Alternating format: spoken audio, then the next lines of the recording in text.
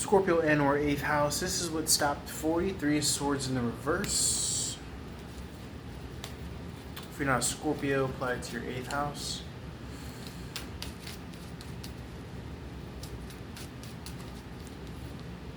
Energies of marriage or union, orthodoxy. Could be a business setting here as well. Someone could be moving solo, energetically on a solo journey.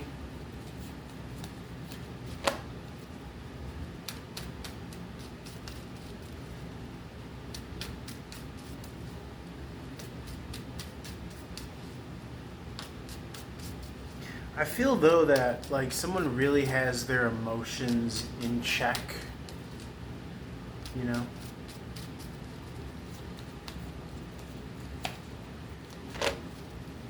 Like, yes, they could let them loose like the hounds of hell, but even that is done strategically with like the finger on the button, you know? It's a decision. It's not just something that is evoked. Willy-nilly. And that's where this experience comes in.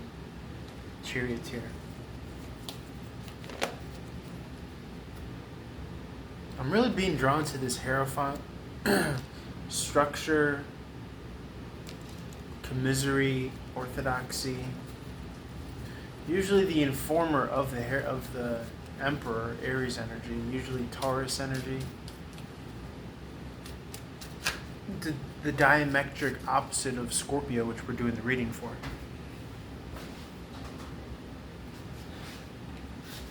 So someone could feel like as if though somebody cannot tell me anything, or they're speaking out of class or speaking out of school. 4 of Wands and the Emperor. That's the other marriage card. It's been represented as a finish line as a result of stability. 4, right? The number 4. The Wands are the action. These are also interwoven narratives that have a synergistic effect and that are directed to a specific kind of coordinate. Almost as if they're all sending in the same direction. 4 of Wands. When you think of wands, think of the pen, right? The pencil. The magic wand, where you write the story. And all these other story arcs, A, B, C, and D story narratives, they're all folding, but they're leading into the same one direction. And so there's this beautiful synergistic effect, similarly to the plants themselves in the vase, or the vase. Or the vase, if you will.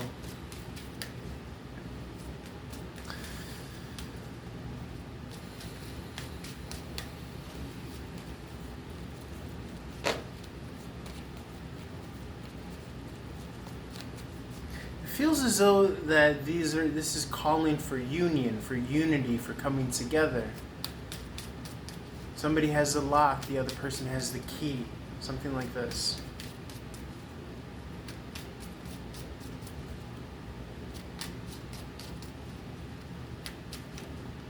The Wheel of Fortune in reverse can represent the lock, right? The lock that's not open. The Empress can be giving birth to the key. Okay, the key also makes me think of music, right?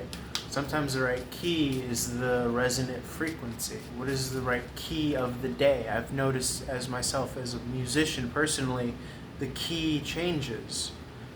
Not only throughout the day, but within any given day of the week. Okay? So what sounds good on Monday doesn't sound good on Friday because the keys are changing, the frequencies are changing. So it's your job to tune into it, right? Now the Empress feels like she's giving birth to the key. She came out in the general reading way back a couple hours ago when we first started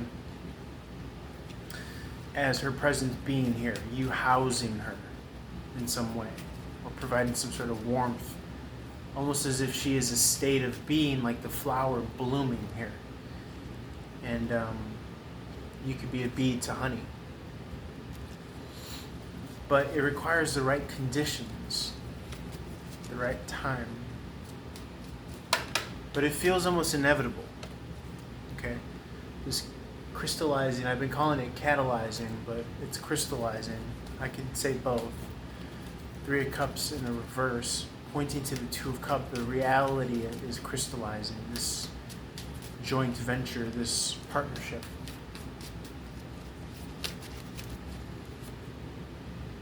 An investment, Ace of Pentacles in the reverse.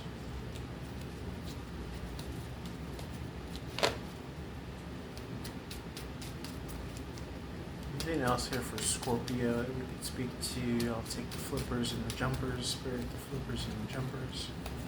Flippers and the jumpers.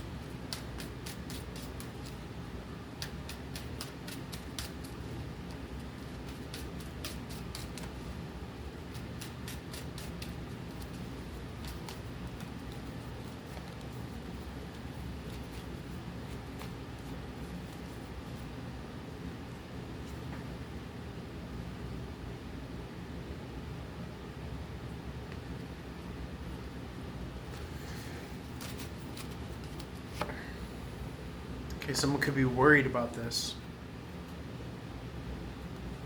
Coming through, an investment coming through. Anything else here for Scorpio, or we'll wrap it up?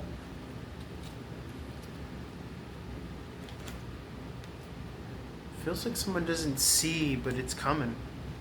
This new start, this new beginning, this new opportunity that's going to bring you out of this challenging energy here. Caveat is, even in the pits of despair, even in the pits of hell, heaven is still a choice within you, right? And so this is where we quell the age-old adage of worry and concern, Eight of Swords in the upright, by staying present, by trusting, and by having faith.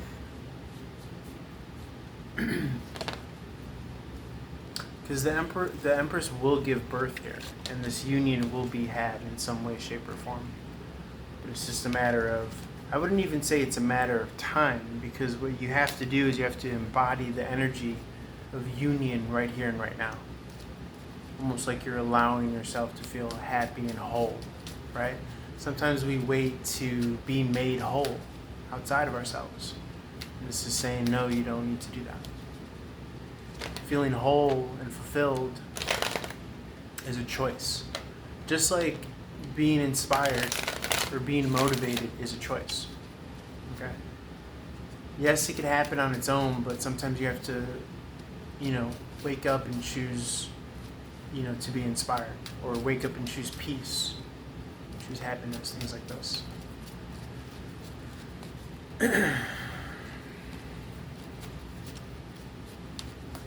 Like, there's a funny thing, there's like a funny bug almost that goes around in culture, right? Like certain catchphrases. And William Burroughs used to say that language is a virus, okay? The late poet. There's this one adage or phrase, it's wake up and choose violence, right? And we all think, oh yeah, ha ha ha, I have a lot of bravado when I say that, I woke up and chose violence. But think about the negative ripple effect that it is sending to us and to each other, because we are the only ones that are affected by it. You have to be mindful as to why is that language in particular catching fire. Because you could do a lot with language, right? You can manipulate a whole fucking culture. So I'd say wake up and choose peace, wake up and choose happiness, wake up and choose love, wake up and choose abundance, and all that good stuff. I know it sounds kind of like, Hallmarky, but I'm telling you, man. If your finger's on the button and you hear one of those catchphrases and that's the only thing that needs you to tip the scale, it matters, right? So, this isn't like a woo-woo message. This is a message of empowerment, because it all boils down to you have the choice, right? Freedom, happiness, all that good stuff. You choose that. Any given day, any given moment. It's a choice. Let's roll the sun over to Sagittarius. Reach out for more.